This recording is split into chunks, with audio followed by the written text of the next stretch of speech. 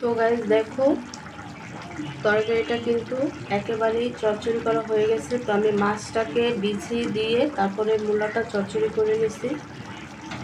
তো চচ্চড়ি করা হয়ে গেছে। আর মূলার তরকারি আমি চচ্চড়ি খেলে কিন্তু ভালো লাগে। আসসালামু আলাইকুম, welcome back to my channel. কেমন আছো তোমরা সবাই? আশা করি ভালো আছো, আল্লাহর রহমতে আমি অনেক ভালো আছি। তো গাইস, তোমাদের মাঝে আরেকটি রান্নার রেসিপি নিয়ে চলে আসলাম। তো আজকে কী রান্না করব তোমাদের সাথে শেয়ার করব। ভিডিওটি ফার্স্ট থেকে লাস্ট পর্যন্ত দেখতে থাকো, আশা করি ভালো লাগবে। আর ভালো লাগলে প্লিজ একটি লাইক আর একটি সাবস্ক্রাইব করে পাশে থাকবে। তো গাইস, এখানে আমি মুরগি ভুনা করে ফেলছি। তো মুরগি রান্না করা আমার প্রায় শেষ। তো ভিডিওটি দেখতে থাকো।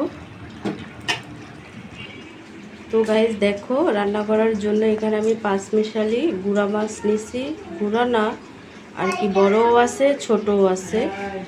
তো এই মাছটাকে আমি রান্না করব। তো গাইস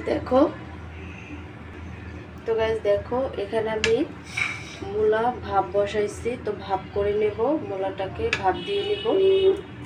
তো গাইস দেখো, তরকারি রান্না করার জন্য এখানে আমি মশলা কষায় নিছি। তো যেহেতু মূলা রান্না করব, সেই ক্ষেত্রে কিন্তু মাছটা ভাজা হয় না। তো তার জন্য আমি মাছটাকে কষিয়ে নেব।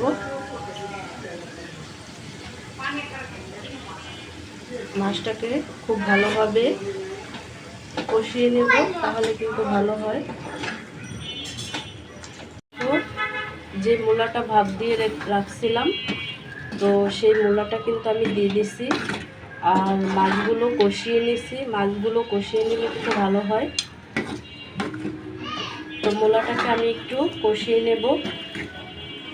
তো গাইস দেখো, মূলাটাকে আমি কষিয়ে নিছি। এখন আমি এখানে পানি অ্যাড করে দেব।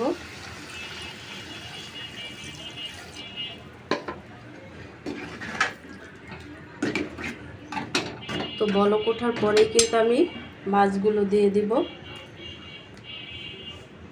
তো গাইস দেখো, তরকারিটা কিন্তু একেবারেই চচ্চড়ি করা হয়ে গেছে। তো আমি মাছটাকে বিছিয়ে দিয়ে তারপরে মূলাটা চচ্চড়ি করে নিছি। তো চচ্চড়ি করা হয়ে গেছে। আর মূলার তরকারি এমন চচ্চড়ি খেলে কিন্তু ভালো লাগে। তো গাইস, আজকের রেসিপিটা কেমন লাগছে অবশ্যই কমেন্টে জানাবে। তো অন্য কোনো রেসিপি নিয়ে তোমাদের মাঝে আবার চলে আসবো। আজকে এই পর্যন্তই। সবাই সুস্থ থাকবে, ভালো থাকবে। আল্লাহ।